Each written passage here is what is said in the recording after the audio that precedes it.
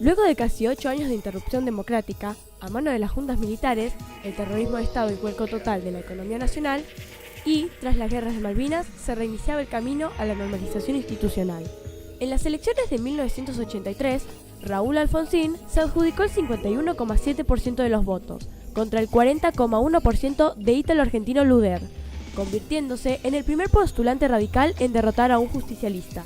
El electorado no se volcó a la propuesta del radicalismo por sus promesas de progreso económico, sino porque Alfonsín irrumpía como la garantía de una normalización institucional donde la libertad, la paz, la democracia y el respeto por las garantías individuales y los derechos humanos, mutilados por las juntas militares, expresaban justicia y modernidad.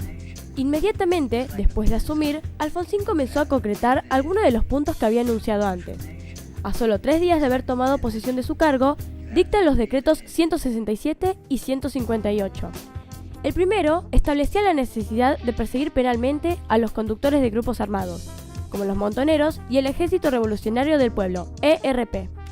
El segundo ordenaba el juicio de los excomandantes que integraron a las 3 juntas militares ante el Consejo Supremo de las Fuerzas Armadas, por su responsabilidad en los homicidios, torturas y detenciones ilegales perpetrados entre 1976 y 1983, inspirados en la doctrina de la seguridad nacional. Seguidamente, y para dar por concluido el capítulo correspondiente a los crímenes cometidos durante la dictadura, Alfonsín envía al Congreso el proyecto de ley de punto final, y fue aprobado el 23 de diciembre de 1986.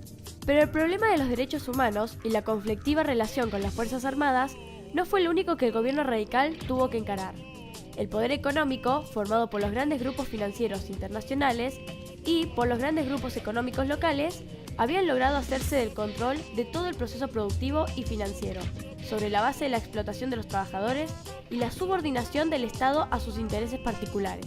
Una inflación mensual del 20%, una deuda externa que rondaba los 45.000 millones de dólares, el 70% de esta había sido contraído por los grupos privados y estatizada por el entonces presidente del Banco Central, y una tasa de desocupación que ascendía al 7%, fueron las secuelas que la dictadura había dejado en el campo económico.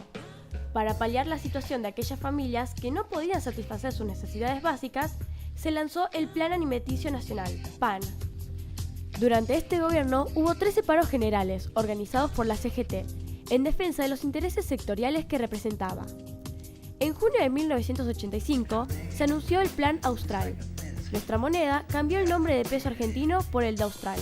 El Austral equivalía a 1.000 pesos argentinos y nació cotizando con un tipo de cambio fijo de 0,80 centavos de Austral por dólar. Las medidas incluidas en el plan eran control de los precios de los productos y tarifa de los servicios públicos, congelamiento salarial y no emisión monetaria. Se pretendía así detener la inflación, que crecía por entonces un 1% diario. La UCR reforzó su mayoría absoluta en la Cámara de Diputados, manteniendo intactas sus 128 bancas. El PG, en cambio, disminuyó su representación a 101 bancas. El radicalismo ganó, además, 17 de las 23 gobernaciones, incluyendo la capital federal. El triunfo daba indicios de que la sociedad continuaba confiando en la capacidad de Alfonsín para encarar 2 grandes problemas que aquejaban a los argentinos. 1989 sería un año adverso para el gobierno, ya que hubo una alza incontrolada de las tasas de intereses y agotamiento de las reservas del Banco Central para intentar mantener el valor de un austral que se despreciaba cada vez más frente al dólar. En los comicios, el candidato del PJ, Carlos Saúl Menem, se impuso a Eduardo Angelos, de la UCR, con el 47% de los votos. En medio de saqueos a supermercados, la situación social se tornaba insostenible para Alfonsín. El 30 de mayo se decretó el estado de sitio y se adoptaron medidas económicas de emergencia. Alfonsín se retiró antes del gobierno, sin haber podido cumplir su promesa de recuperación del orden. Su presidencia había restaurado y abierto la puerta a la democracia, pero no había podido lograr un crecimiento positivo. La deuda externa había crecido y los salarios decreciendo enormemente. Menem llegaba optimista, proponiendo "Síganme, revolución productiva y salariazo", en una Argentina con recesión y una deuda externa de 63.000 millones de dólares, y una hiperinflación cercana al 5.000% anual. Falleció el 31 de marzo de 2009, a las 20:30 horas, enfermo de cáncer pulmonar con metástasis ósea.